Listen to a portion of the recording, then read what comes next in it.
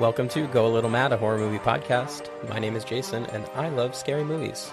I'm Briana, and I don't. And this week we watched Oculus.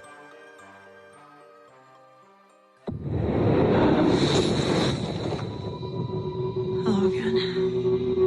You must be hungry.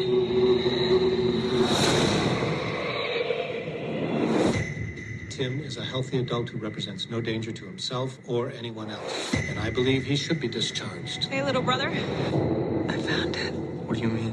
We only have a few days A few days for what? to keep our promise and kill it. My name is Kaylee Ann Russell. The purpose of today's experiment is to prove that the object behind me is responsible for at least 45 deaths in the 4 centuries of its recorded existence. We got a new home, so we get new furniture. It's a bit ostentatious, though, don't you think? Hey, Dad, who's that lady in your office today? What lady? We were just kids. We made up a scary story so we wouldn't have to accept the fact that our father was a sick man who killed our... Mom?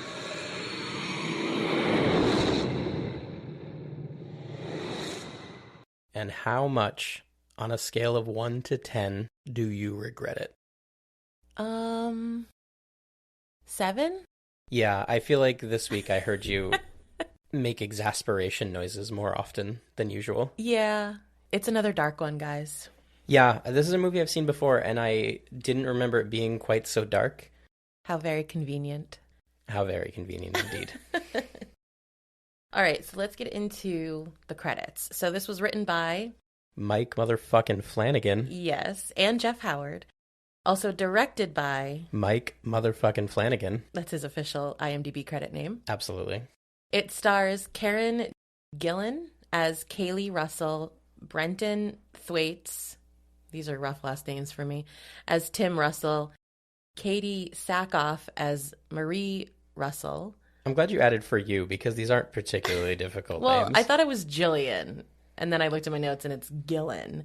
And I don't know how to say Thwaites. I guess you say it like Thwaites. Yeah, I don't know how else you say Thwaites. Well, is the H silent? I don't know. The W silent? Yes, I don't know. his name is actually Brandon Twats. Rory Cochrane as Alan Russell, Annalise Basso as young Kaylee, and Garrett Ryan as young Tim.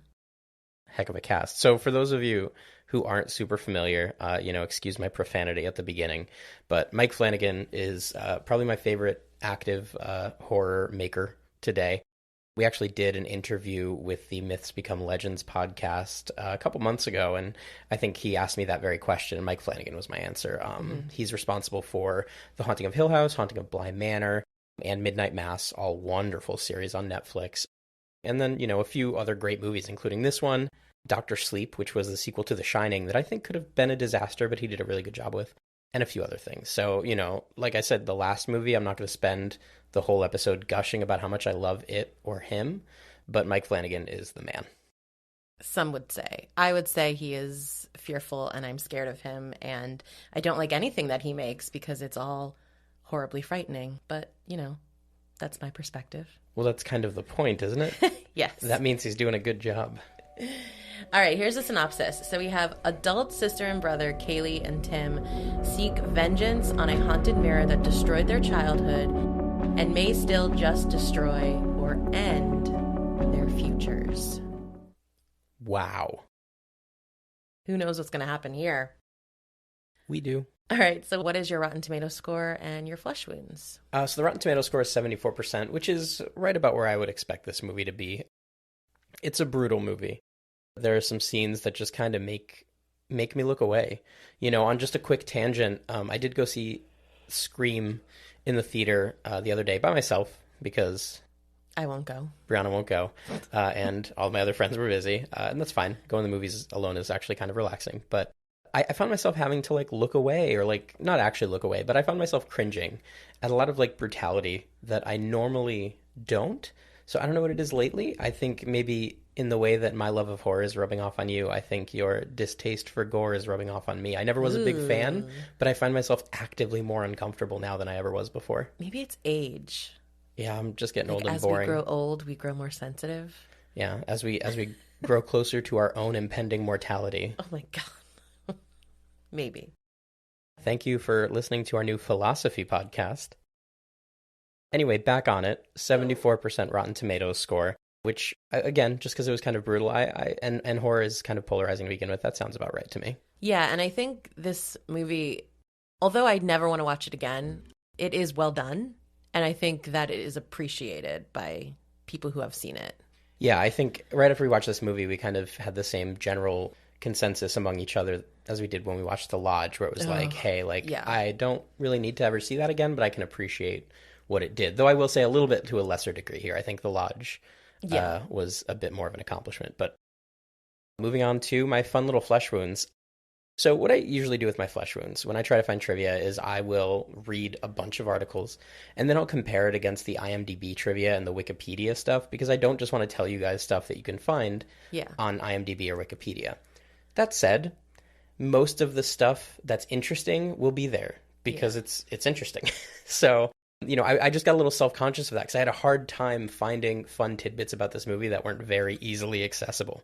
But that said, so the first thing is based on a short film that Mike Flanagan did himself called, I believe it was Oculus 3, The Man with the Plan, which he did, was very well received, and a bunch of studios really wanted to move forward into a feature-length production of it. But most of them, I think, due to kind of the film environment at the time, were really pushing him towards doing it as like a found footage, like Blair Witch, Paranormal Activity type movie, which he did not want to do.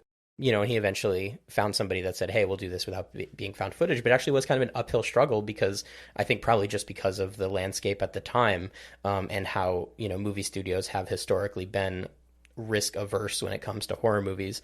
I think they just were like, that's what's hot right now. That's what we want to do. So it was kind of an uphill struggle for him to get it made the way he wanted to make it, which I also found interesting because, as I made clear already, he's my favorite guy working today. And found footage is also probably my favorite genre.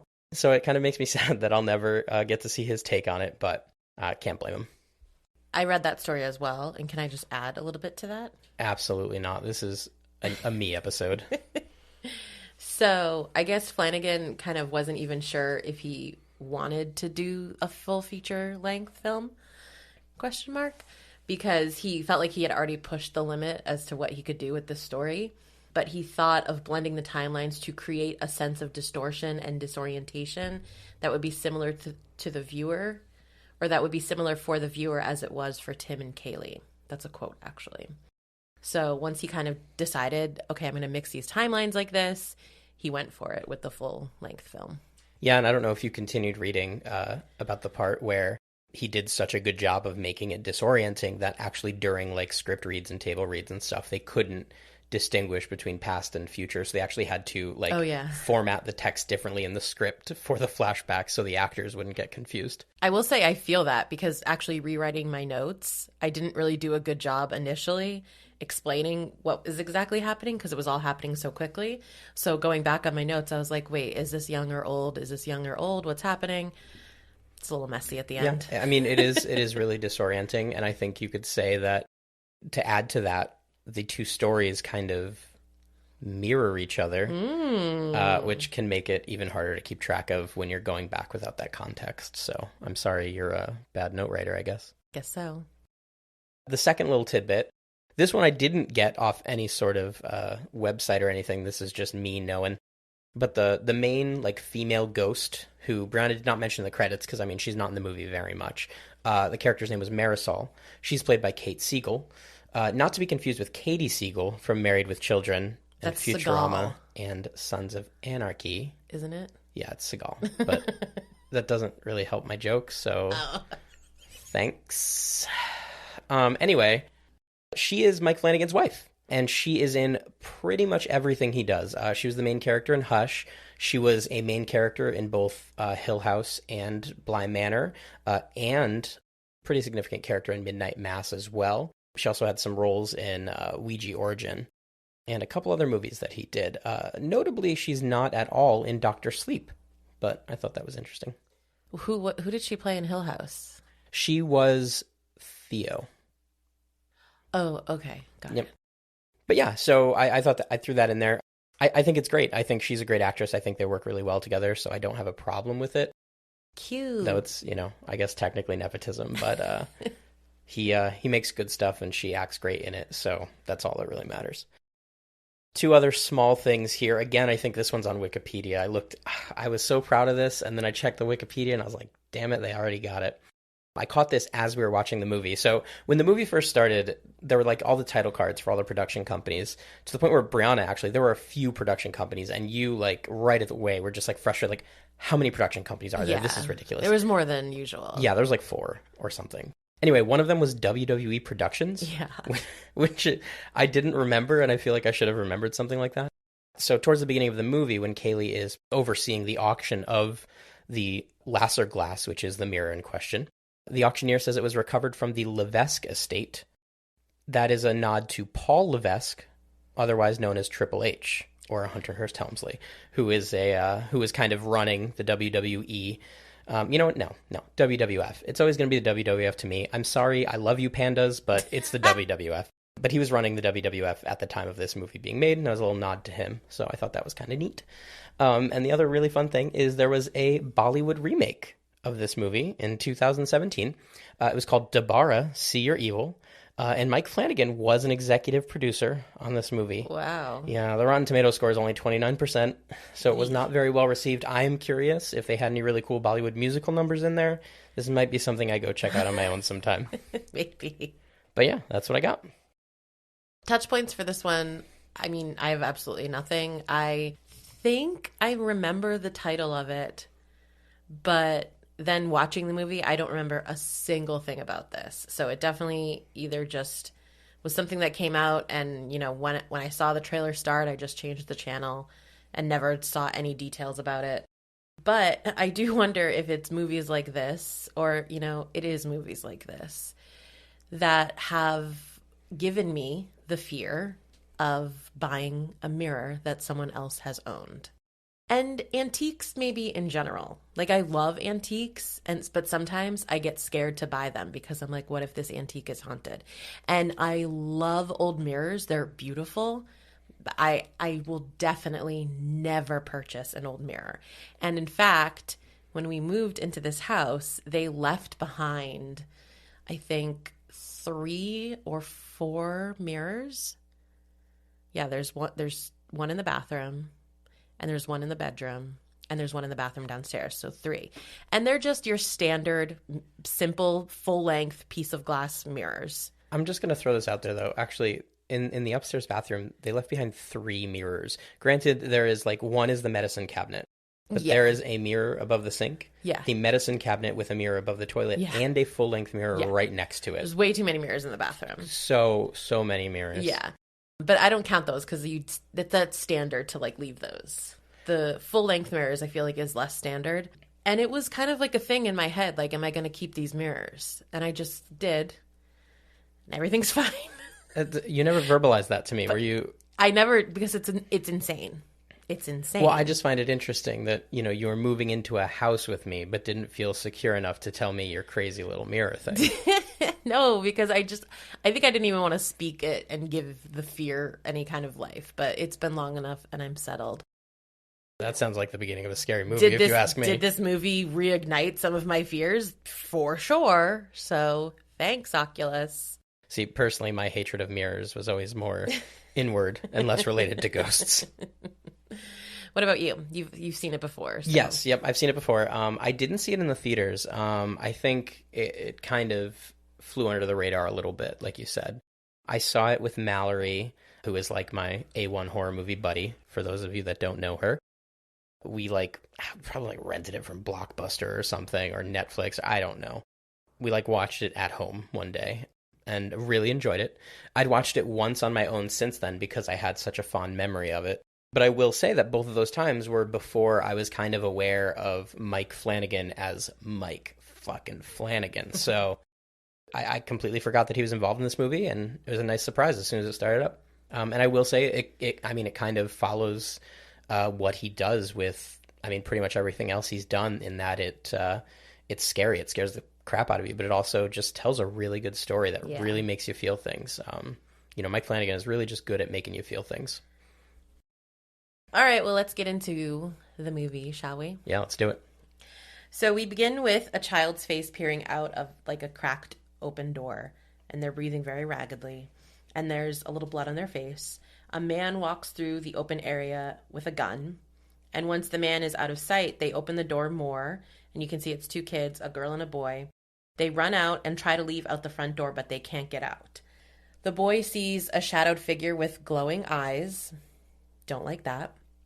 And there's someone behind them holding a gun to them. And at this point, I'm thinking, oh, it's an older brother maybe, because it's like still young maybe, but older. And he shoots the sister, which is foreshadowing, kind of. We cut to a doctor's office, and the man holding the gun is explaining a dream, which is what we just saw, to the doctor. He says it's always the same dream, but he's never actually been the shooter until now. And the doctor thinks this is promising. Like, I guess maybe he's conquering the fear or something. Taking control over his fears, maybe.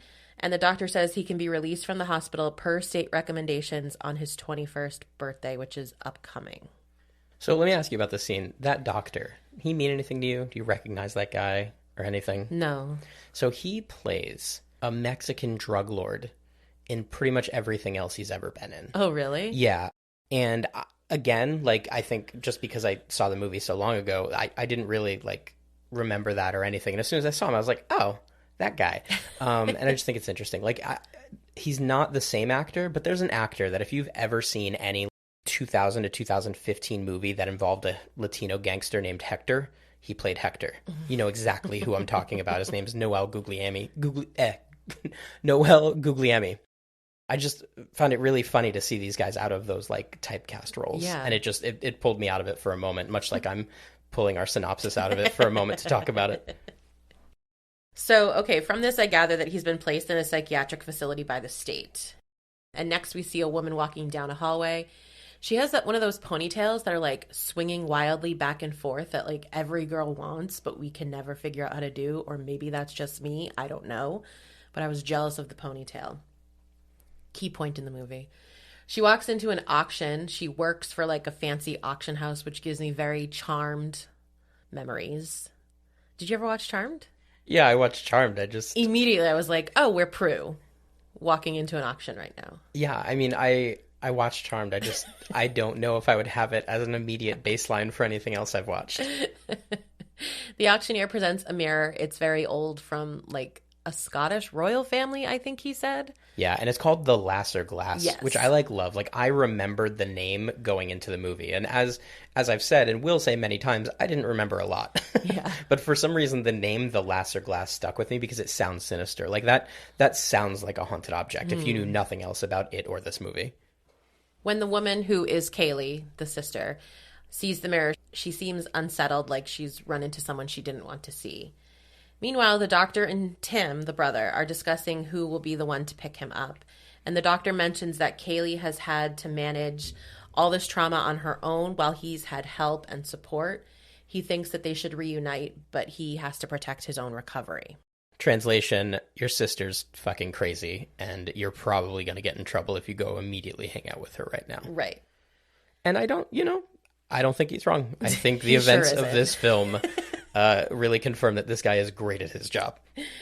Kaylee watches the mirror get sold, and she kisses the man next to her, who we later learn is her fiancé, and says that she'll see him tonight. Is that her fiancé? Because he looks a lot like the best basketball player on Tree Hill High School's basketball team. Yeah, well, that is who he is. Okay. Playing a key role. Tim leaves the hospital and is greeted by Kaylee, who's picking him up. It's a happy greeting, and I wasn't sure that it would be, with the way everything was playing out, but it was. They have lunch together, and she gives him a check for his half of the estate, and she also shows him like a couple apartments that he could eventually get. So she seems to be like a very put together, great older sister doing all of these things to prepare her brother like for the best. And she invites him to stay with them in the meantime. So her and her fiance. Yeah, she does. But I will say, not knowing, quote unquote, not knowing anything about what's about to unfold, she's very intense. I feel like everything she's telling him, like she's very yeah, everything's planned out. Yeah. She's very type A. Yes, 100%. Yeah. He thanks her, and she says, well, she would have had more prepared, or she would have preferred to prepare it all with him, but She very suddenly wasn't allowed to see him at the hospital. And he explains that it wasn't the hospital saying that, it was him making the decision to not see anybody for a while so that he could sort out some things. Not to judge him or what he's gone through, but maybe like that's not the right time to have that conversation. Maybe like the day before you leave the hospital, you just kind of hash all that out. That way it's not this awkward drive home. Just saying. What do you mean? Well, he was just kind of like, actually, I didn't want to see you for a while. Oh, yeah. Maybe tell her that before she picks you up from the hospital. That's all I'm saying. Well, she said she understood. Like, whatever. She's very cool with it. She also then says that she found it.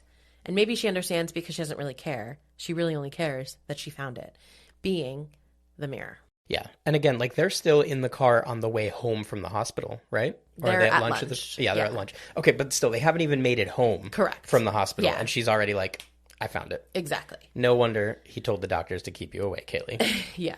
Although that immediately unsettles him, like you can see it on his face, he asks her to clarify like what she's talking about. She explains that she tracked down the mirror and it's leaving soon to a new buyer, but that gives them a few days to, quote, keep our promise. So then we jump to 11 years ago when a family is moving into a house. It's two kids who are young Tim and Kaylee. They're playing with these like toy guns, those ones that go like pew, pew, pew, like very toy guns. I'm sorry, they go what? Pew, pew, pew. Thank you. And the dad is working on the phone and the mom is directing the movers. The movers carry in the mirror and they place it in the dad's office. Mom thinks it's very like ostentatious and the dad says that he was fine with IKEA style furniture. But she's the one who wanted to have antiques in the house. The conversation between them is like sweet and playful. So they're just establishing, as always, that this is a happy, normal family until ... Back to the present, Kaylee drops off Tim at a hotel that he insisted he stay at because he thinks it'll be best to have his own space. So he's making good choices here. Before she leaves, she reminds him that he promised not to forget what really happened. And he says he was 10 years old, and she says she's going to do it tomorrow and that she could really use his help. Yeah, and I think here is where I start to lose a little bit of sympathy for Kaylee. Like, for sure. She's traumatized. And I mean, of course, she ends up, like, she's right. You know, he is, quote unquote, wrong in that, like, he's saying it didn't happen and there was nothing supernatural. So she's, like, right about that respect. But I mean, again, just came back from the hospital. I know the timing doesn't really work out for you, but, like, pump the brakes a little bit.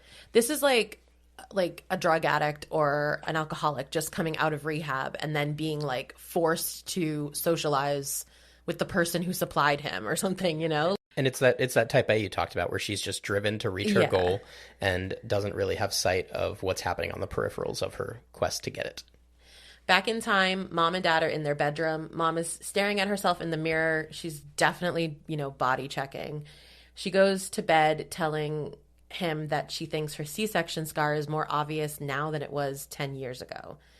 He says that he's a professional, so he'll inspect it. Now, at first I thought he was like a doctor or something. It was making like a joke about being a professional. Oh my God, is our like bedroom life that terrible? But I thought he was making a joke. Like, I'm a doctor, I can look. And then obviously it was sexual anyway.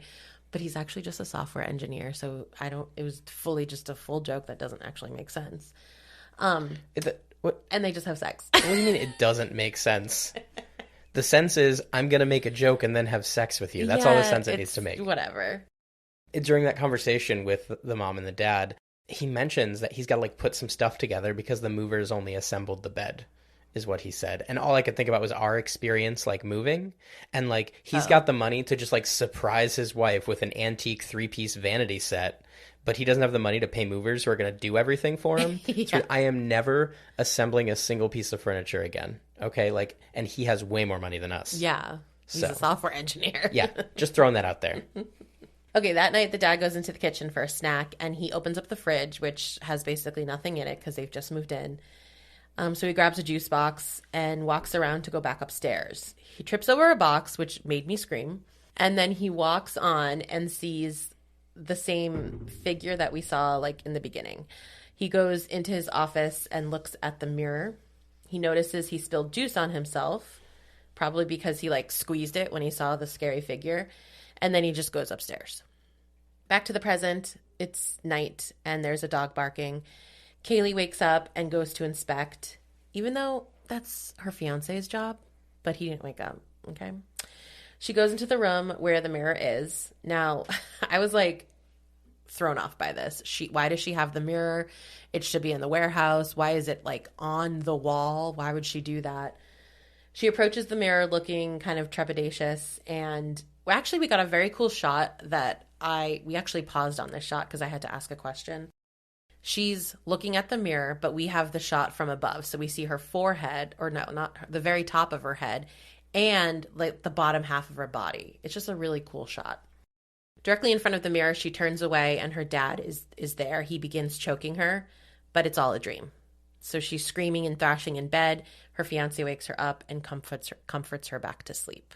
So can her fiance get an apology from you for throwing shade? Yes. Thank you. I forgive him. At work, she's pricing antiques, and her fiance comes in to tell her that she's getting her own printer at work because someone found graphic crime scene photos left in the paper tray, and they figured out it was from her computer. This is a common theme in television and movies of people leaving their illegally printed items on the paper tray at work. And it's like, it's not hard to print something. You hit the print button, you go to the printer, you wait for all of it to come out, and then you go back to your desk. I just want to point out that about 20 minutes ago, you were yelling at our printer. Especially if you're printing your own private materials at a work computer, you just stand there and you wait for all the pieces of paper to come out, and you collect all of them and you walk away. It's not hard, people. Or maybe you're dealing with sensitive information about the time your brother killed your father, and you're not quite in your right state of mind. And you sure need to pick up every piece of paper. He asks her, like, what's that about? And she says she has some, quote, dark parental stuff, but everything will be fine in a couple of days. How has she not told her fiance this or anything about it? Dark parental stuff sounds like somebody's Tinder bio that I would absolutely swipe right on. She promises him this, which I'm sure will go swell. Later, she meets with a repairman about the mirror in the warehouse. So yes, to confirm, the mirror is still in the auction house, which makes perfect sense.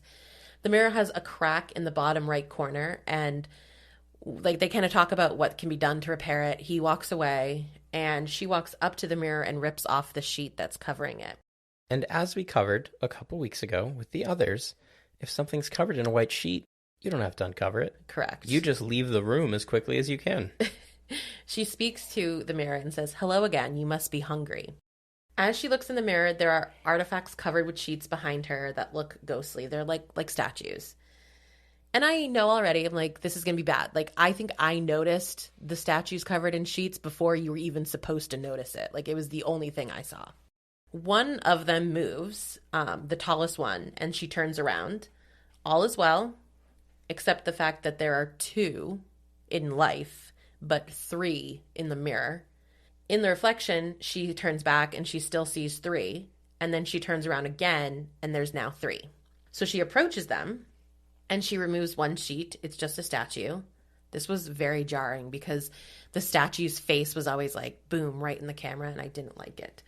Same with the second, and as she's about to remove the third sheet, which we know is something that's not there, so it's not going to be good, the repairman surprises her, returning to say that whatever she requested of him is all set. And she turns back to the statues, and the third one is gone. She looks back at the mirror and says, "See you at home." I just want to pause for a moment to admire Kaylee's drive as a direct result of her trauma. This horrific thing happened to their family. It's not that she just like happened to find that this glass was being auctioned off again. She, it is implied, made her entire living as an antique dealer simply to put herself in this position again. Mm-hmm. That's just absolutely insane to me. I think it's the sort of thing where it's like somebody has like a really tough childhood and like a really awful things happen to them and they have all this trauma, but then they like use that trauma to become like an amazing adult. Yeah. It's like that, except she channeled it into this, which is just awful. Right. But I mean, again, it's just impressive that she set up her entire life and made herself a wealthy, successful antique dealer all for this. Mm-hmm. Now she's going to piss it away. Can you just imagine like what would have happened if cancer killed her parents? Probably cures cancer. What a movie. We've already had that movie. It's called I Am Legend. That's why I won't take whatever the cure for cancer is. Don't even get me started on I Am Legend. I swear to God, this is not the forum, Briana. Tim calls to say that he doesn't like how their last conversation ended and wants to meet up. She's all for it and says, yeah, come to the house. And he says, okay, what's your address? And she says, no, the house. As in the house where they lived. And the camera pans to a dead plant in the hallway as the mirror gets loaded into the car. This is where I wrote, I just think it's really insensitive to be dragging him back into this immediately after getting out of the hospital. It's like really disrespectful to the work that he's done on himself.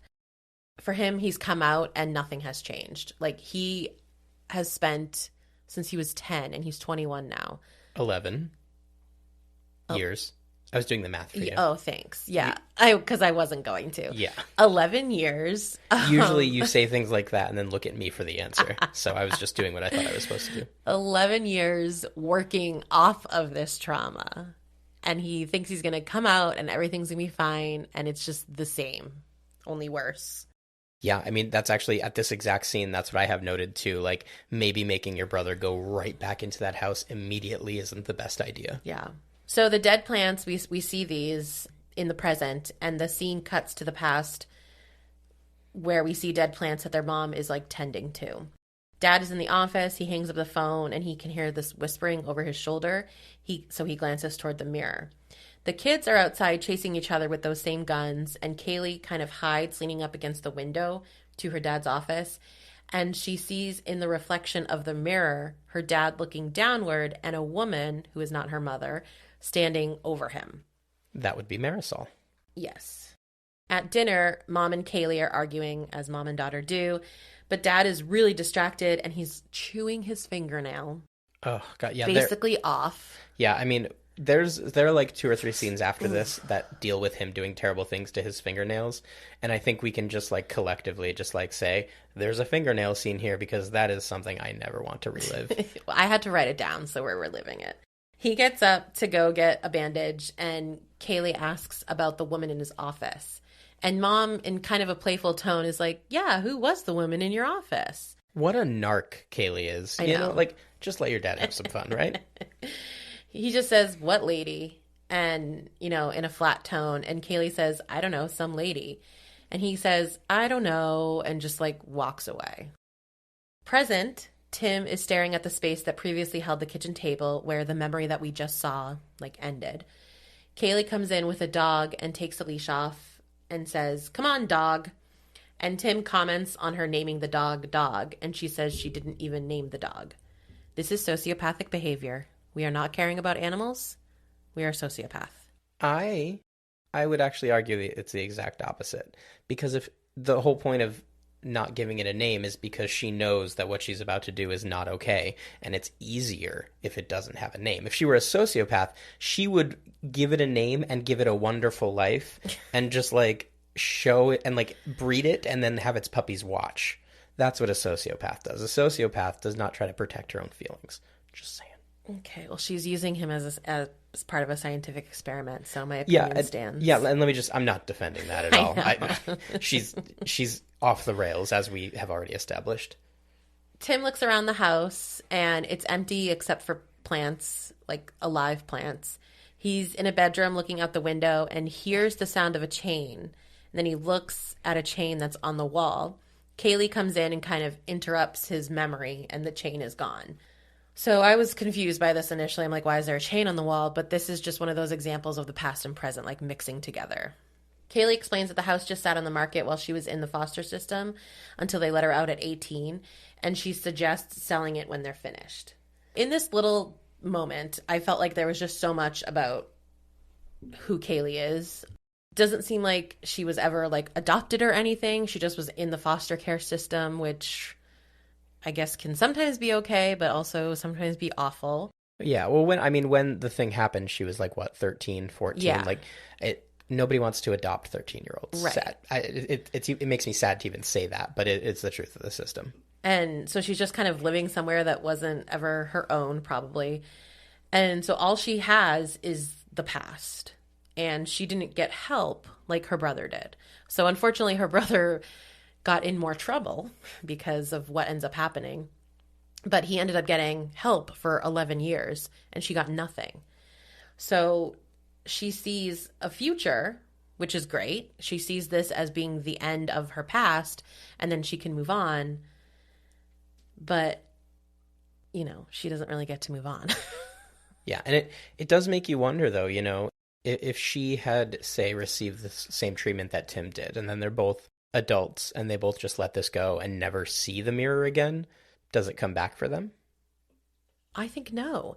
I think I wrote this later in my notes, but that's the beauty of this kind of haunting, is that is the object. It's not the house. It's not the family. It has no ties to the family. It's just this haunted object that came into their life that is meant to go from life to life to life. So it doesn't need to be haunting specific people. It just is haunting people. Yeah, and I mean, in that drive, like we talked about earlier, led her to where she is today. And it really is, I wonder what would have happened if she had just moved on. They bring in the mirror into what was their dad's office. In the room, there's 2 computers set up and a camera. She also has some kind of like guillotine set up with blades and an anchor that is set on a timer to go off at certain times. And there is nothing wrong with this premise at all. Kaylee gives Tim the option to leave, but he decides to stay. I don't feel like that's protecting his progress as he was advised by his doctor. Right. I mean, as he kind of looks around here, I feel like he thinks he can't leave. Someone needs to be here. Speaking into the camera, she reports that she's 23 and he's 21. She has alarms set up for them to eat, to hydrate, alarms for temperature changes in the space, and to change batteries. Yeah, and let me just throw out there, when she like mentions the hydrate thing, it's Aquafina.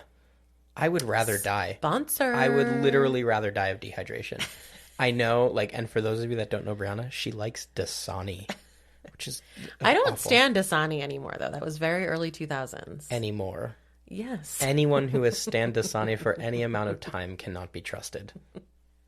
But anyway, yeah, I'm just saying, if you're going all out, like if you've got antique mirror money, you've got Fiji money, you know? True, true. She explains in a very scientific way that the mirror is supernatural. It's known as the Lasser glass, after the first owner of record in 1754. Her explanation is interrupted by a phone call. It's her fiancé, which is another precaution that she has set up. He's to call every hour on the hour, and this first call came in about 7 minutes late, so she reminds him to be precise moving forward. This guy is an angel sent to Earth. He is the most supportive person to the point of detriment. Well, yeah. So the reason why he's calling, or the reason she's given him, because I don't even think he knows where she is, maybe? She knows that, I mean, he knows they're at the house because okay. he tries to come and find her later. But does he? Yeah? I didn't think so. Okay. She told him that to call her on the hour every hour because she's a little nervous about being alone with her brother. And he's like, Jesus Christ, Kaylee. And she's like, well, I had to give him some kind of excuse.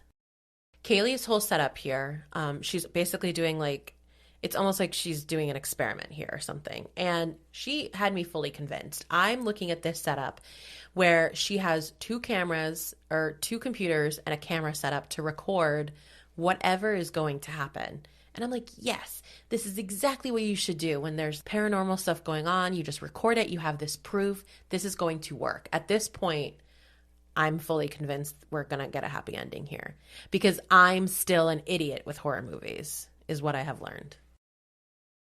Anyway, going on, she explains that Lasser died mysteriously. He was a very large man who suddenly lost a lot of weight and he died. Another victim died in a bathtub of dehydration, hence why she has plenty of water for them. There's one story involving a dog mysteriously disappearing. Kaylee stares off into the hallway when she kind of tells this story, and a dog trots by, but it's not the dog that she brought in. Then an alarm goes off, and it's time for them to eat. Taking a break to eat, Tim asks her, like, who she's talking to in this video. And she's kind of like, I don't know, maybe just everyone who doubted us and called our dad a liar. And Tim insists that they were kids and they made up a story to cope with the fact that their dad is a murderer. And she just slaps him across the face. So, I mean, I think by this point I've made it clear that I feel Kaylee's treatment of Tim is abhorrent. But I will say, Tim is also, I feel like, a little in denial here because he tries to pull like the causation correlation card when she's telling the story about all the deaths from the mirror. And it's like, okay, but that's a lot of really weird, suspicious deaths. Yeah. I mean, at a certain point, you can't just go, well, just because they all had the mirror doesn't mean the mirror did it. It's like, no, but those are all very strange ways to die. Right.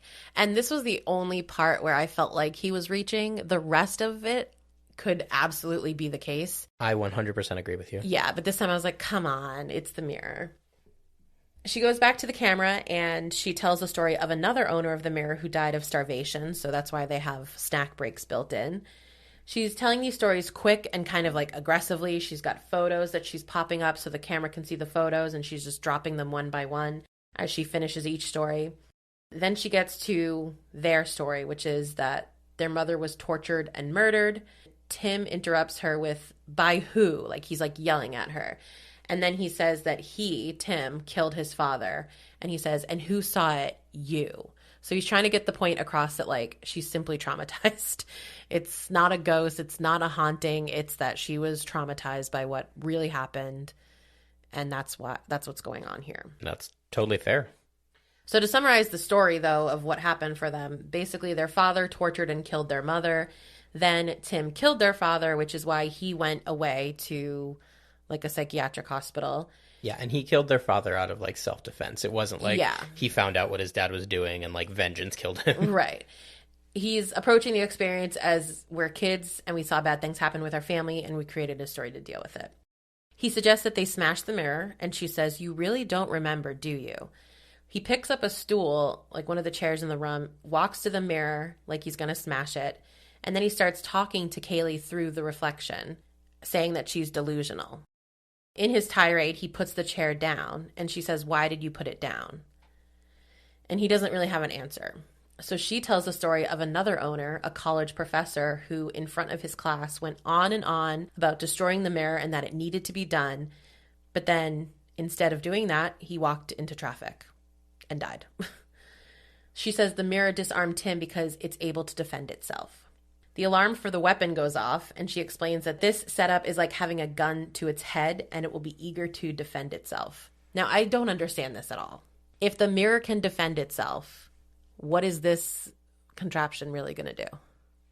Well, I think the thought is the mirror can defend itself in that it can stop them from destroying it. It can stop them from throwing a chair or hitting it with a golf club or whatever, but it cannot physically move itself or stop this contraption.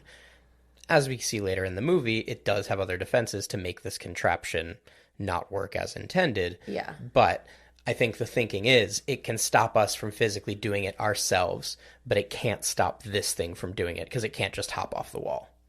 Right. Okay. And it also can't. So there seems to be, I mean, it's never firmly established, but there seems to be limits to the mirror's power where it's all illusory. Like it can't physically move or change anything. So if this physical object is bound by this physical timer to strike this spot on the wall, the mirror has no power over that. All it can do is maybe it can influence you to turn off the timer or to put something in the way of the weapon, but it can't actually do anything about it.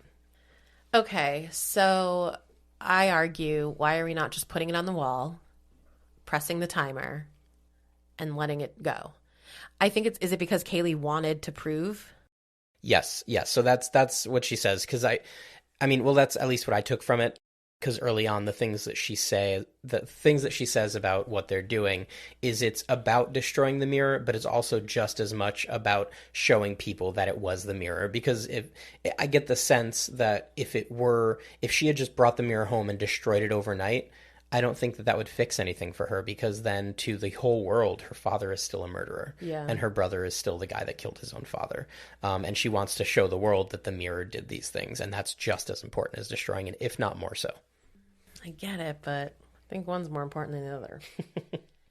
All right, we get another flashback to Dad in his office. And, okay, here's the nail scene, everybody. Yeah. Ugh. The bottom line is his nail's getting worse. He takes the Band-Aid off.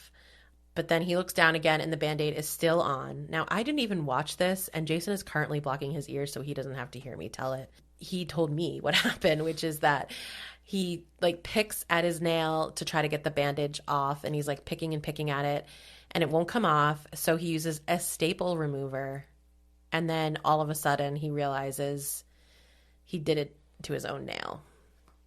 Okay. Hate it. Covering my ears did not help. I heard every word. And you fully forgot that this movie was so grotesque. I did. Like I said, I just feel like I didn't think it was grotesque back then. Like, it just was what it was, and it didn't bother me like it bothers me now. I guess I'm just getting old. Similar stuff happens in Swan Lake, which is not really a scary movie. It's kind of like a suspense thriller, I guess. Black Swan? Oh, yeah. Black Swan. But it is Swan Lake. Well, I mean... Okay. Yeah, Black Swan. It's the same thing, actually, with like a hangnail or something. And I hate that shit. That, like, I didn't even watch that scene, but like I know enough, and it is the exact same concept of like it happened but it didn't happen, and I hate that kind of stuff. Later, the kids are watching a movie, and he calls them into the office to say, I thought I made it clear for you not to mess around in here. And Kaylee says they don't because they don't like it in the office. And he points to this weird arrangement of open books on the floor. And Kaylee insists that they didn't do that. And he just ends the conversation by saying that he hears them messing around at night, so stop, and also stop messing with mom's plants because they're all dead. I will say at this point, too, I noted, like, at this particular flashback, I think they did a really good job with casting the kids and the parents. Like, Annalise Basso, I think, looks great like a young Karen Gillan. Like, they look similar to me. And she also was in another Mike Flanagan movie, Ouija, Origins of Evil. She was really good in that.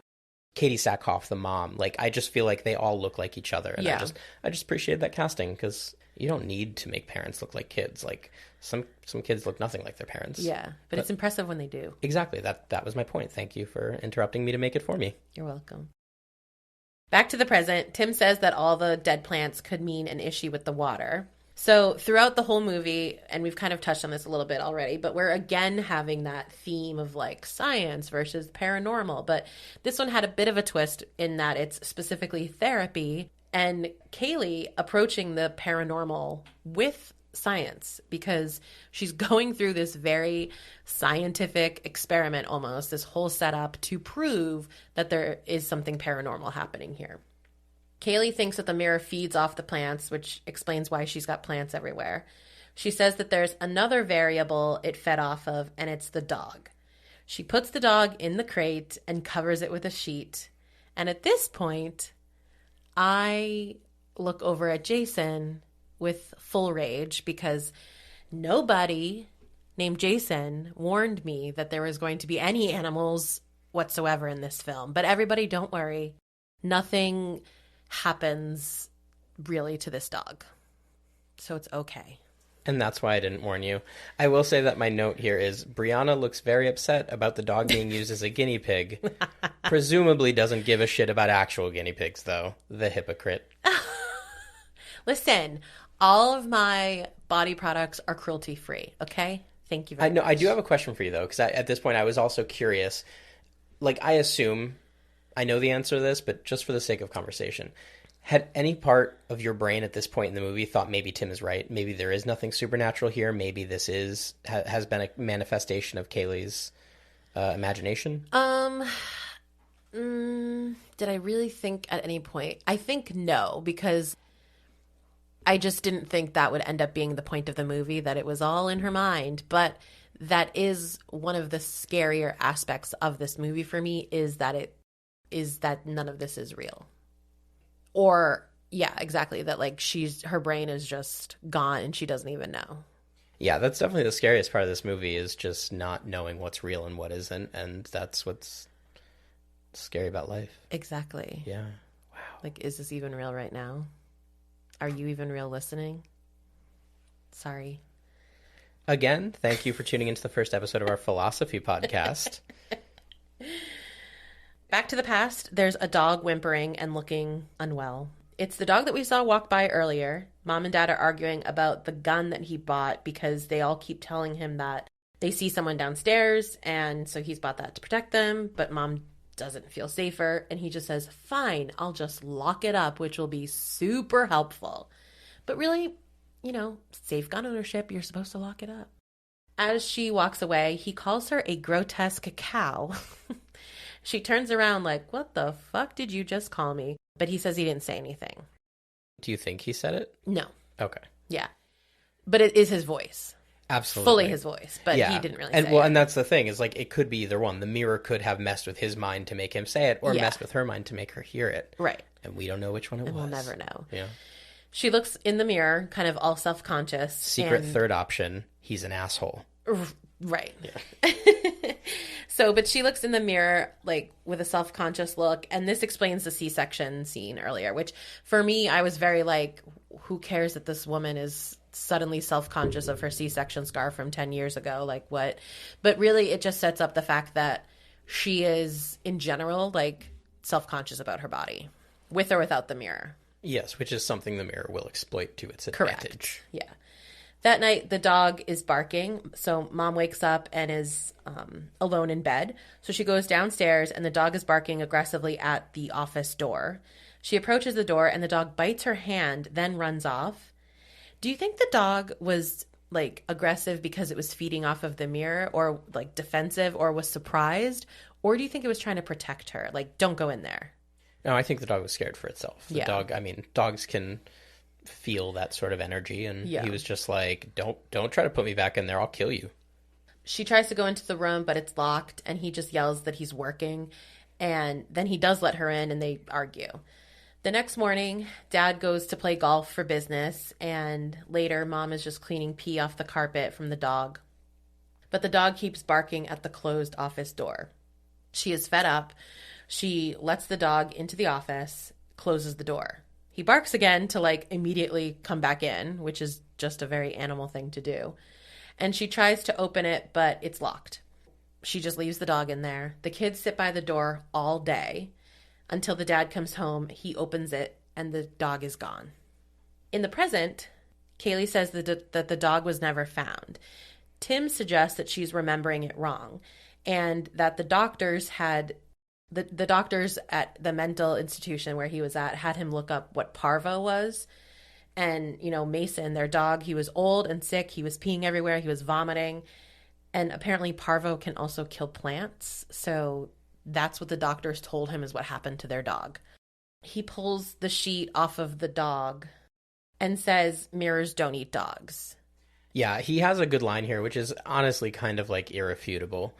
He's basically arguing that, like, hey, our dog got sick and died, and because of this traumatic thing happened to our parents around the same time, we're like conflating the two things. Yeah. But he says, what's more likely, you're misremembering events from 11 years ago, or the mirror eats dogs? Right. Which is, I mean, I just wanted to say that out loud because that's a really cool sentence, but it's irrefutable logic. Yeah. Like, we know that objectively, like, we know he's wrong, but you can't really argue with that, can you? Yeah. And she just says, give it time. But also something that they do in the movie, when he tells his take on it, they do a quick little flashback to, like, Mom taking the dog to the vet, and the vet calling and saying, or the mom calling and saying that the dog is not coming back with them. Yeah, it was the dad calling the mom and saying, I'm not coming home with the dog. Exactly. Yeah, only one of us is coming home, basically is what he said.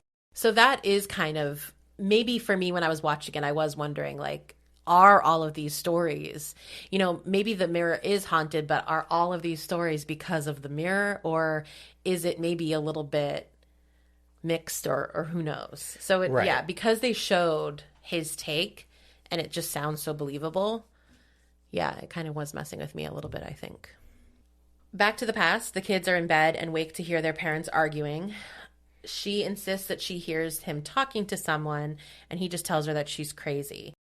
They see the kids listening and they stop arguing. Mom puts them back to bed, and Kaylee asks if they were arguing about the woman in his office. I love the, like, reaction here when they're arguing, like, downstairs. They're, like, yelling at each other full out, and the kids, like, come down the stairs and like, oh, sorry, did we wake you? Yeah. No. You're just full-throated screaming at each other in the middle of the night. You're not going to wake up your children. In the present, Tim asks if their mom was home when Kaylee first saw the woman in his office. And she says Mom was always home. And he says, how can you be sure? And then we see the same flashback from earlier with Kaylee seeing him with that woman in the office. But it's clearly like a real woman, a human woman that he's fooling around with. So he's just continuing to poke holes in her story, in her little science experiment here, and is making that thing where, like, you wonder, what's happening here. This is the scariest idea of all, is that nothing is real. Yeah, and that's, it's really interesting because it's like his prime argument, and again, one that we generally agree with, is that, this trauma made them create these false memories to deal with the trauma, right? And so, his argument to Kaylee is the trauma of seeing me shoot dad made you create these awful memories in your brain, made us both create these awful memories in our brain. And that's how we dealt with that trauma. But it's actually the opposite on Tim. The trauma of like the supernatural crazy things that happened made him create these fake memories to rationally explain everything away. Yeah, I was just thinking that's just as scary too, that like we can come in here with science and be like, oh, okay, yeah, that's what happened, and it's not. Like either way, when what really happened isn't what you feel, that's scary. Again, thank you. Week 1 Philosophy Podcast. You guys let us know what you think moving forward, if this is a show we should continue or if we should just stick to the movie one. Kaylee says, sure, it was just a bad marriage. That's why mom had no teeth, hair, or mind when she died. As they go on, the dog is freaking out, like barking and barking, and she tells him to shut up, but he doesn't. That poor dog. She goes on to suggest that dad was seduced, but not by a human. She shows him that the temperature has risen 3 degrees in the room, and the phone line is probably dead. Tim shows her that the phone is not dead, and that their bodies and the computer equipment are perfectly logical reasons for the temperature increasing. She yells at the dog. She yells, Mason, stop. This dog is not Mason. As we recall, she did not bother to name this dog.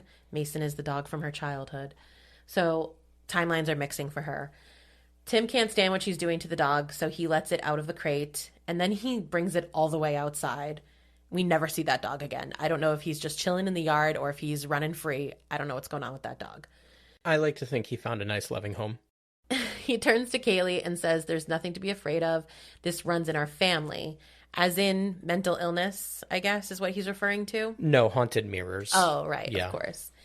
He suggests that they should leave now and go somewhere else to talk about moving on, which we kind of already touched on this, but this is the interesting thing about this movie is that they can just move on. In at least the way I believe it, this is a one-time deal. If they don't have the mirror, they're not being haunted, so they could just forget about this and move on with their lives. Live happily ever after. She's crying like maybe what he's saying is beginning to make sense, and she asks, where can we go? This is also where I note that it's truly unfair that she didn't get therapy because she's just been stuck dealing with this on her own, and he's had all the help in the world.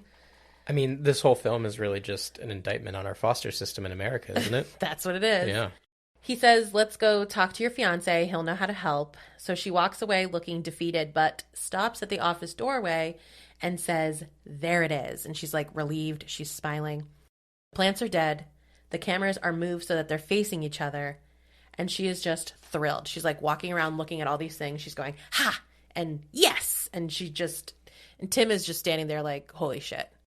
Now, again, not to get too like meta or philosophical here or what, but part of me also thinks that this is a whole other layer to the game that the mirror is playing, because her brother was just about to convince her to walk away from all of this. So what I think is that the mirror kind of used its influence to make this happen so she didn't walk away, so it could still have them as victims. Oh, probably. Yeah, I'm sure it wants them, but like it's not going to chase them. But if it has them, it'll try to keep them around. Yeah, absolutely. Yeah. And now his world is crumbling. So he's now seeing this in front of his own eyes. His whole science therapy wall that he's built is crumbling. Yeah, I kind of jumped on it there. So for those of you who haven't seen it, what then happens is they watch the video of them having the argument that we just witnessed, but instead of seeing it how we saw it, they're having this argument while they're moving everything. They're moving the cameras so they face each other. They're moving all these little things. And it's really chilling, honestly. Like, that's a creepy video to watch. And she looks at him and she goes, we didn't do that, right? And he's like, no, we didn't. She notices that the temperature is higher in the room, and within about 50 feet or so, all the plants are dead. So she realizes the dog must have given it the energy that it needed. Tim is just holding on and trying not to spiral. He says that he needs to call his doctor. She says not in this room because it may not be his doctor that he speaks to. Her phone rings, and it's another quick check-in from her fiancé. She hangs up and she says 50-50, that was even him. So they've determined the current kind of sphere of influence is about 50 feet or whatever. And he goes outside to call his doctor. The number doesn't work because it turns out he's been inside the whole time. So like Kaylee comes up to him and is like, what are you doing? You can't call in here. It's too close. And he's like, I was outside. And she says, no, you were never outside. Back to the past, there's the sound of a vacuum. It's the mom in the office, but she's left it running while she just stares at herself in the mirror. At dinner, they're eating burnt toast while mom drinks a bottle of wine. She says that she doesn't know when dad is coming home, but she knows where he claims to be. And she asks to hear more about the woman in the office. Kaylee says she hasn't seen her in a while, but the brother says that he has, specifically last night on the stairs. And he was too scared to see what she was doing, but he thinks she lives in dad's office. Ugh. She tells the kids to go upstairs to play while mom goes to snoop in the office. And looking underneath a couple pieces of paper, she finds one that has Marisol written all over it in more of a psychopath writing than a lovey-dovey man having an affair writing. Yeah, and I'll say, I remember like when we first started dating, and I would just take sheets of paper and I would just write your name on them over and over and over and over again until like my hands started to bleed. And like, you never really think you're going to leave that stage in a relationship. You think it's going to be that honeymoon phase forever, but here we are. I haven't done that in months. Don't even have anything to say. Oh, so that sets her off, and she throws a bunch of stuff off the desk. She goes to pick it up and throws something at the mirror, which definitely should have hit based on her like proximity to the mirror. But it hit the wall instead, and the whispering voices come back. She sees herself in the mirror. The mirror version is smiling, but she is horrified. So what we're seeing is not like real in the mirror. The mirror version unbuttons her dress, and the C-section scar just like rips open. I don't think either of us watched this, so I don't know what it looked like. But she screams, and the kids come running down. She's standing very close to the mirror, like almost up against it, and is buttoning up herself as they call out to her. Tim approaches, and she turns around and starts choking him. Kaylee helps him get away. Mom trips on the stuff that fell off the desk, so they're able to run away. She chases after them, but they lock themselves in a bedroom, and she just bangs and bangs on the door until the dad comes home. So this scene is pretty rough. Like, I mean, I did watch it. I did. Oh. I mean, I've seen it, and I watched it through like half closed eyes. This is probably the most effective scene of the movie for me. Like, it's the most unsettling for me. Like, the smiling reflection, just to start off with, terrifying. Like, Yeah. Katie Sackhoff did such a great job making it look sinister without being cartoony or overtly like, whatever. And, just the physical stuff in this movie. Like I said earlier, I didn't remember it being so brutal. And I wouldn't say that this is like an overtly like gory movie or that it's gratuitous or anything. No. I think what it is just like all these injuries are just like self-inflicted unknowingly. Yeah. And that is that's what makes them so hard to watch is, again, like we've talked about that theme this entire movie of just not knowing what's real and what isn't. And the idea that you could do something so horrific to yourself and not even know what it is. That's what makes it hard to watch more so than like the actual like blood or fake guts we're seeing. Yeah. There were guts. Not literal guts, Oh, but okay. I mean, blood and guts is just an expression. They fight on the stairs, the mom and dad. She tries to choke him, but he ends up choking her out. Kaylee opens the door to ask, like, what's happened. And the dad seems normal, as though, like, leaving the house is good for him. Like, and I think that's probably true. When he leaves the house, things kind of slip away, which is good. And he's only just come home and is immediately, like, thrown into this. He's upset, and he calls 911, but the mirror is strong and takes over. So he just gets up and drags her away into a room. Kaylee peeks out again later. The dad is carrying chains and just tells her to go to bed. Back in the present, as Kaylee turns the computer back on the monitor, Tim sees a mirror version of Kaylee walking toward the camera. Lights flash, and we're back in the past. Dad is telling them that mom is sick and needs rest. He says, we don't want you bothering her. And Kaylee's like, who's we? But he doesn't address that.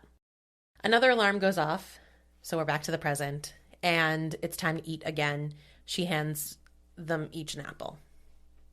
Light bulbs are going out, and she's prepared with replacements for the bulbs. She replaces one, like, out in the kitchen, and that immediately just goes out again. So she takes out that light bulb, places it next to the apple that she's eating, and replaces the bulb again.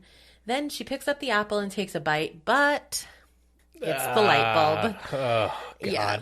So she's choking and bleeding and pulling out chunks of glass until suddenly everything is fine. It was all in her head. Her brother comes and she's fine. At this point, she says we should stay together moving forward. That's like the worst thing in the world. Yeah. Ever. I mean, I like went over it really quickly. The scene is much longer than that. It's a lot of her eyes very wide and her talking with glass in her mouth. It's great.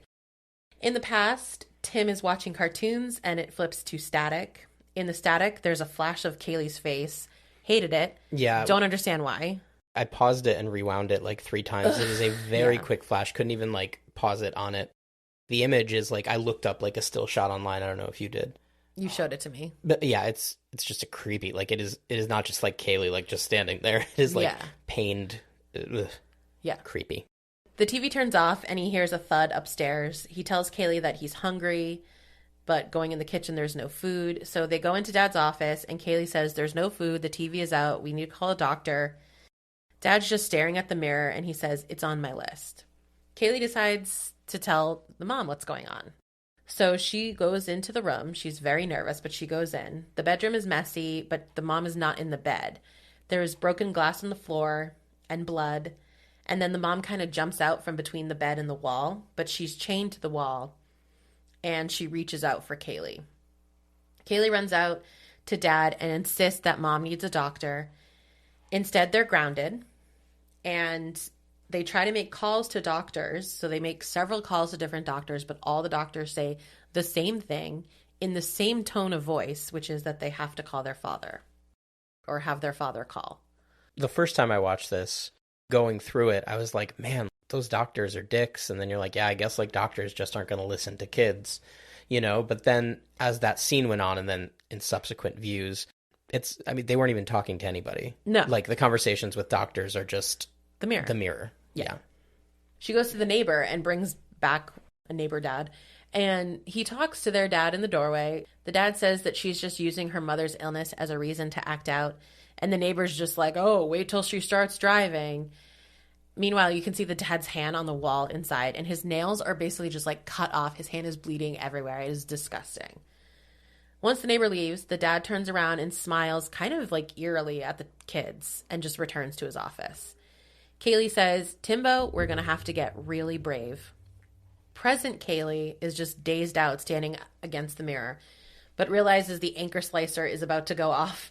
So she runs over and turns the dial for the time to begin again and says to the mirror, very clever. So yeah, this is what you were talking about where like, yes, they can break this mirror by using this anchor, but the mirror is doing things to make them be what stop, between the mirror. Time starts mixing again where we see like young Tim walk downstairs while present Kaylee goes up to fix more lights that are out. Kaylee sees broken glass and blood on the floor, but she convinces herself it's not real and walks away.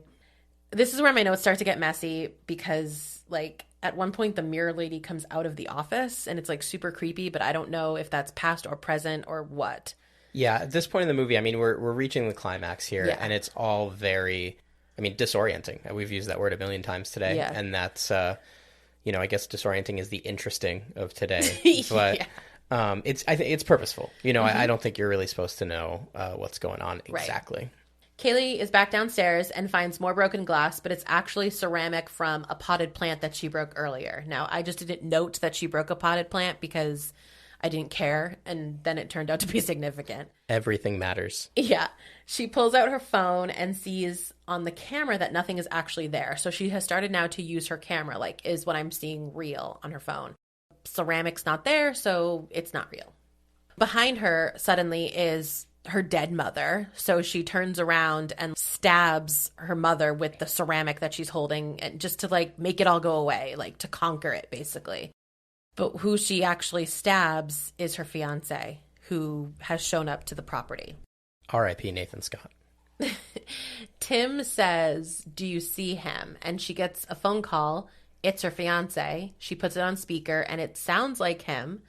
She says she didn't kill him because the ceramic wasn't real. But we also saw it break earlier, so now I'm fully lost. She scans over his body, though, with her camera phone, and it stays. So, but I'm still like, was this real? Because none of it seemed real. I am firmly in the camp of it was real for a couple of reasons. One, the thing that she used to kill him, we saw that happen earlier in the movie before all these hallucinations were in full effect. So we know that stuff was there on the ground in real life. So when she goes over it with her phone and sees nothing there, well, where was that stuff when she broke the plant? Where did it go? Right. So it wasn't there. No, but I mean, if it weren't actually there, where did it go? She didn't clean it up. It was never real. So when she broke it in the first place, way back earlier, it was never real. That's what you're saying? I don't know. But yeah, so yeah, it is. I mean, it is confusing. But anyway, what I was getting at was that's one of the reasons. The other reason is later on, you kind of see an assortment of ghosts in the mirror, and he's one of them. And so to me, that's like the mirror claimed his soul. The mirror took him as one of his victims. Its victims. I don't mean to gender the haunted mirror. But for me, the phone call throws it because it sounded like him. All the other phone calls that involve the mirror, they all sound the same. True, but all those phone calls were with strangers. So there's no baseline voice to like imitate or like make you think you're hearing. I guess. I mean, I would just that's my point, is that I think it has been shown that the mirror messes with phones.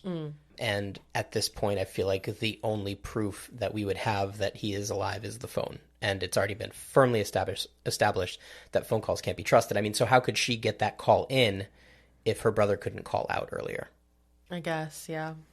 Tim makes them go outside. He calls the police, and they're coming. He says, it's over. We can watch it die.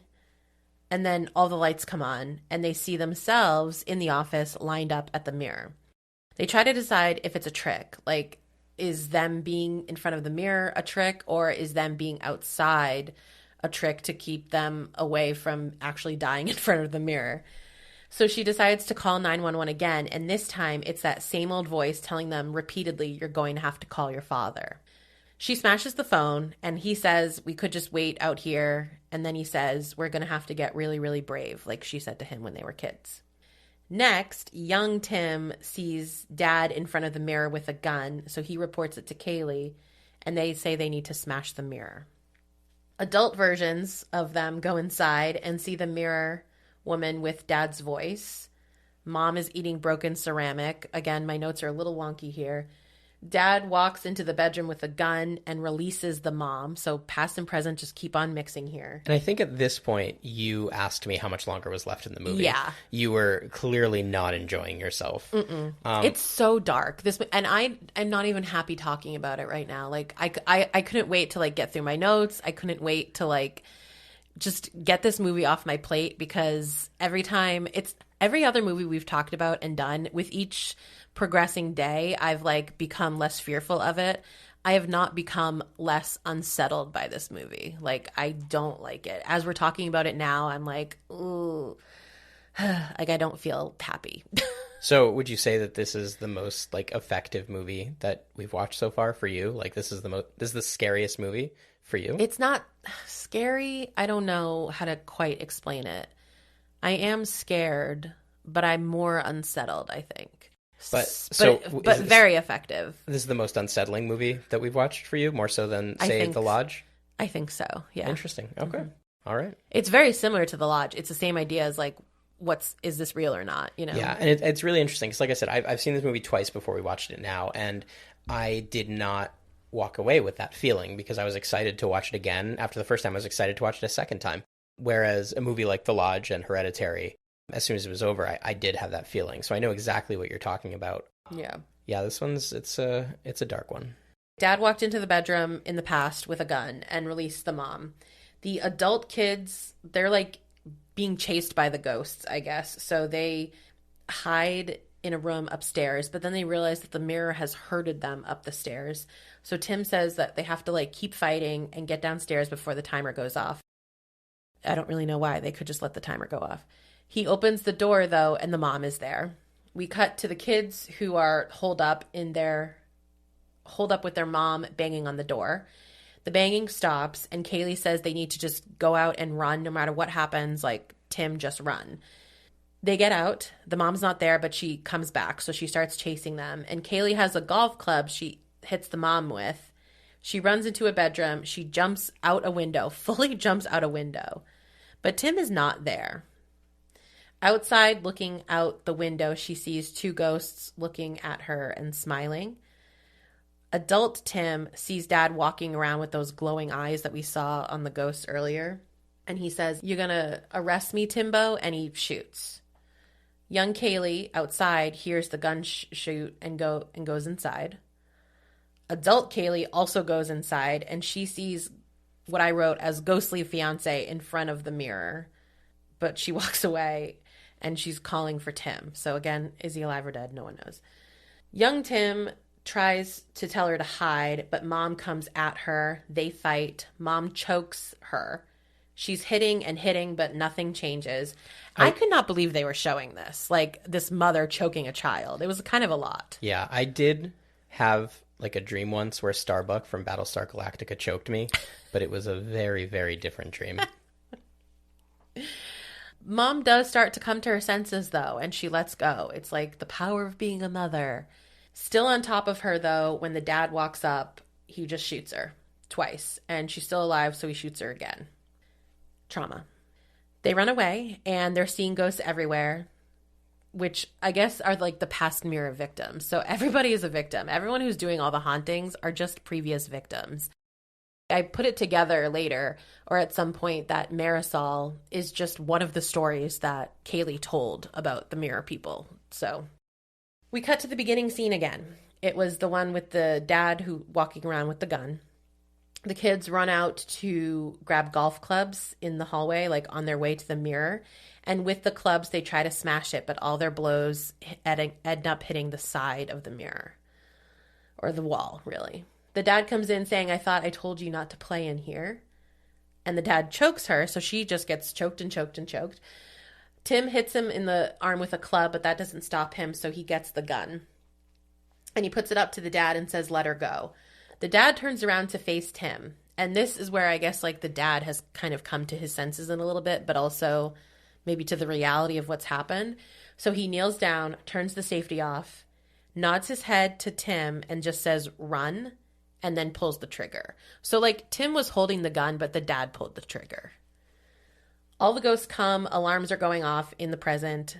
Tim is on the floor in front of the mirror holding his head in his hands, and he's just saying like, "This isn't real, this isn't real." Young Kaylee is in the office. She's holding a golf club. There's a splattering of blood on her, and the lights come on. She is called to the mirror by her mom, who looks like beautiful and kind and happy again. And they actually hug. Like Kaylee is pressed up against the mirror, and there are arms coming out of the mirror, hugging her.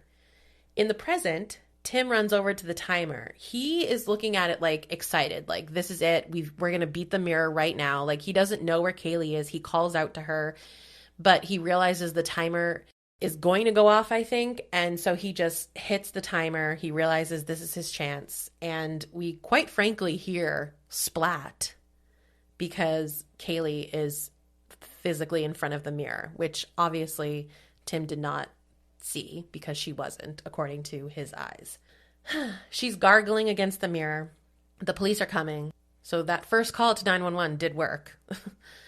Another flash to their younger selves when Kaylee says, "Promise me when you're older and stronger that we will kill the thing for Mom and Dad."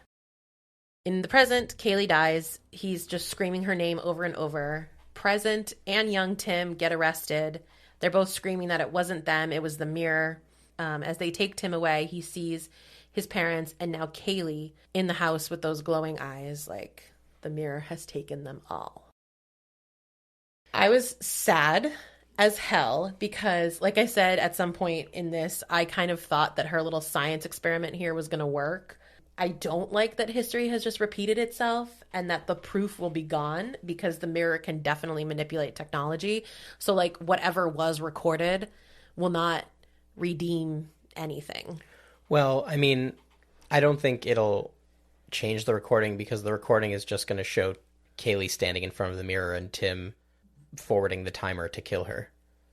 Well, the police saw it, but everything before, like all the things before. Well, right, yeah, them like moving everything around. But I think the thing is though, like it's going to be weird behavior on both of their parts, but there wouldn't have been anything inexplicable caught on film because nothing inexplicable actually happened.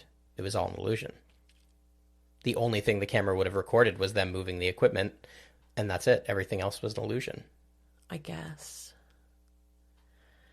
But, I mean, I feel like maybe if they watch it all, they'll think both of them had some kind of psychotic breaks because Kaylee was talking about, like, they'll have the records of Kaylee talking about all the previous mirror victims. Yeah, no, 100%. It will, like, damn them, damn their reputations. But I just mean physically on film, I don't think there was anything supernatural to catch. I will say, two things at the end of this movie.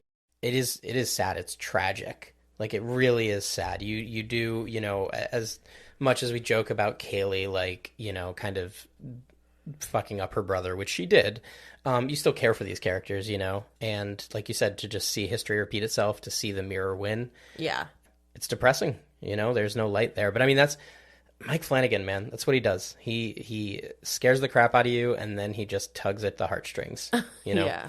And the second thing is just you at the end. Like, I looked over at you and I wrote here, I really don't think you were happy with the decision to watch this movie. I think it's going to be the first one you regret watching, which wouldn't have been my guess going into it, but having just watched it, I completely get it. Yeah. Yeah.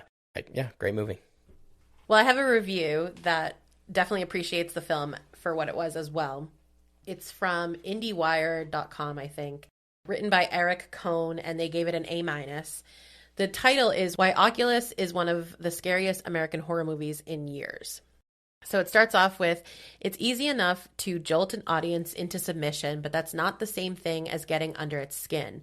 Recent horror movies, ranging from the Paranormal Activity series to The Conjuring, excel at the art of the jump scare, though no matter how expertly delivered, it's a cheap gimmick at best. Oculus is an exception. As the haunted object plays tricks on its two would-be victims' minds, the audience falls prey to the ruse as well.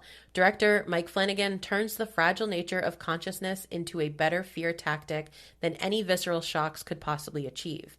Oculus certainly relies on a familiar toolbox, including the occasional cliched moment when something scary materializes right behind an unsuspecting character. But the specifics of the scenario engender a fundamental state of dread that grows heavier with each murky twist.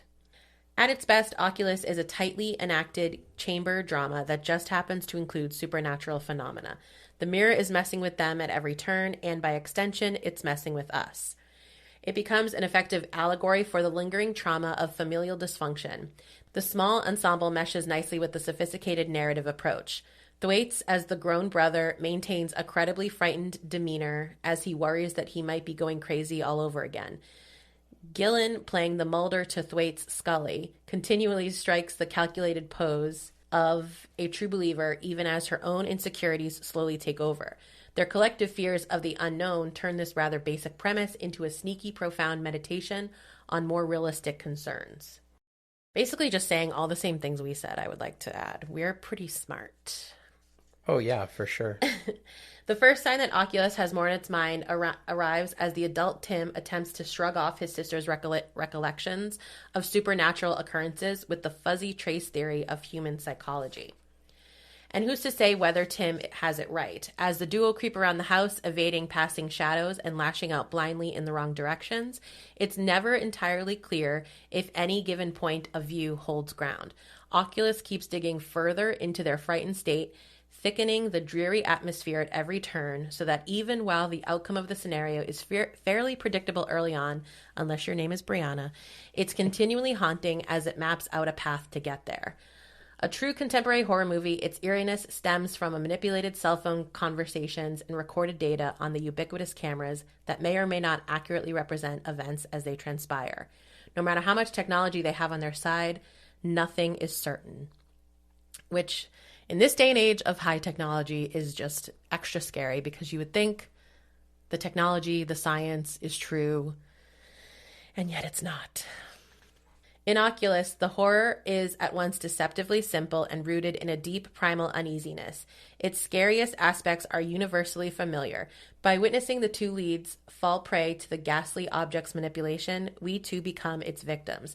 Reflecting the way our greatest fears lie within our own insecurities, the mirror is an ideal metaphor for the horror genre's lasting potency. Exactly, Eric. Thank you very much. All right, so let's talk about our scores. Yeah.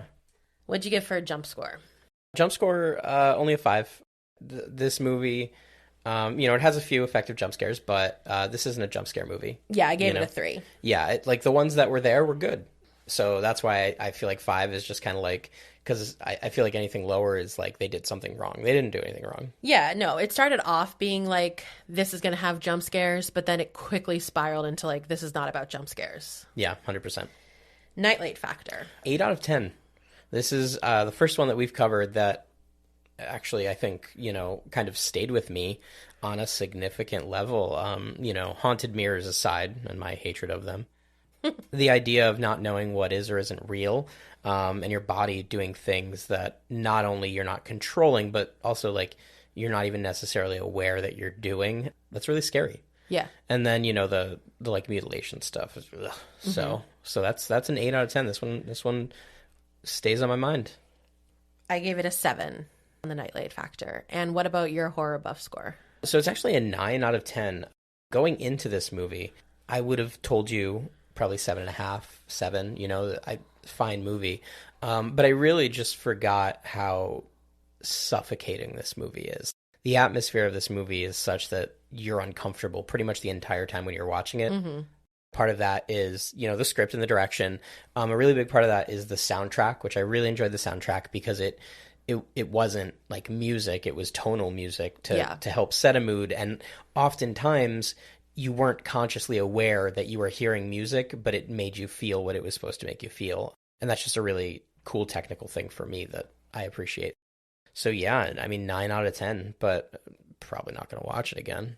So yeah, my scaredy cat score is a 7, and my neophyte score, I gave it a 5 because I do appreciate that it is a good film and it does what it meant to do, but I didn't like what it did, so it's a 5. I feel like that's I understand what you're saying. It's fair scoring, but also I still think now we're in this place where we have 2 ways that you score a movie and neither of them is objective quality. What do you mean? It's never going to be objective. Well, no, I just mean it's just funny. So I think most times I'm able to say like, I loved this movie, 10, but this one, I simply appreciate the art that it is, but I don't like it. So you can look at like a painting and be like, wow, that looked like it was really hard to make, but I hate it. So you don't have to give it a good score just because you appreciate the quality. All right. Fair point. Speaking of quality, next week we're watching The Silence of the Lambs. Yes. Because, of course, I have never seen this. The last few movies we've done have been kind of like heavy and like, not that Scream is heavy, but it had some heavy memories for Briana. And, Sounds of the Lambs is kind of heavy subject matter, but not like horror in the way that we think of. And cannibalism is so light. Well, right. But it's not going to show you Hannibal Lecter eating a person. Oh, it doesn't? Mostly. Okay, no. I didn't know. No, the movie isn't really about Hannibal Lecter. Even. Oh. Yeah. Oh, you're going to love it. But after that, the week after that, we also kind of wanted to do kind of a lighter, easier to approach one. And the reason I want to tell you guys now, it is like a month away since we're doing bi-weekly, but it's a movie called Lake Mungo, which is like a fake documentary about a girl's death, a possible haunting that followed, and the family's way of dealing with everything. I think most of these movies, you listen to the podcast, you have fun, doesn't matter. This is a movie you guys should watch. It's one of my favorites. Is also very divisive in the horror community. If you're listening to this and you're like, that movie's trash, I'm not surprised. It's not for everybody, but I just wanted to throw it out there because it's a really, really good movie for me personally, and I would like people to experience it as it were meant to be experienced, without the spoilers that will surely come as we talk about it. So it's going to be Silence of the Lambs and then Lake Mungo. And you kind of dropped it there. I was supposed to say something on social media, but I haven't yet. We are going to be bi-weekly moving forward until we decide otherwise. So bi-weekly podcast, that's every other week. You can expect it on Thursday still. Yeah, we love doing this, but life commitments kind of pop up, and it kind of became a situation where, do we want to do it weekly 8 times out of 10 and then just kind of mess it up sometimes? Or do we really just want to knock it out of the park and deliver a good, consistent product every other week? I don't like to half-ass things, so. Yeah, quality over quantity. Exactly. Well, thank you for listening to Go a Little Mad. Remember to follow or subscribe to us on your favorite pod platform. Like us on Instagram, Facebook, and Twitter, all at Go a Little Mad Pod. Share us with everyone you know, and give us a 5-star rating and review. It makes all the difference. And if there's a movie that you think we'd like, or you'd want to hear us talk about, or you'd want to hear somebody else talk about, but we're the best you can do, drop us a DM on Instagram. Let us know what that movie is, and we'd love to cover it. Thanks, everyone.